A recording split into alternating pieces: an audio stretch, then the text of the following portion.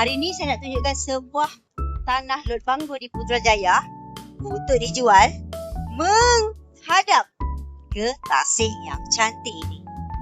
Tanah lot banglo nak dijual ni besar tau. Saiz dia 13,218 kaki persegi.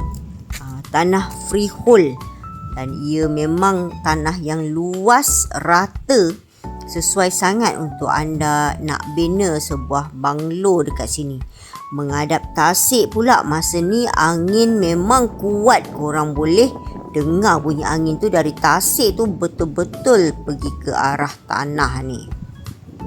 Tanah ni memang luas. Memang untuk lot banglo orang-orang VIP, Datuk-Datuk Tan Sri di Putrajaya. Jadi sesuailah dengan kedudukan anda untuk beli di sini dan membina sebuah rumah di sini. Buat masa sekarang, kat sini ada sebuah rumah dan ini ada 2 lot. Yang nak dijual adalah lot yang ni, yang betul-betul sebelah rumah ni. Sana ada satu lagi lot, tapi yang itu owner lain. So lot ini Facilities dekat depan tasik tu memang dah ready. Tengok, siap ada pavement untuk ronda-ronda jalan kaki, brisk walk ataupun jogging atau berbasikal. Depan tasik ni pun sangat tenang. So sini memang privacy, bukan tempat ramai orang berrekreasi. Memang syok lah.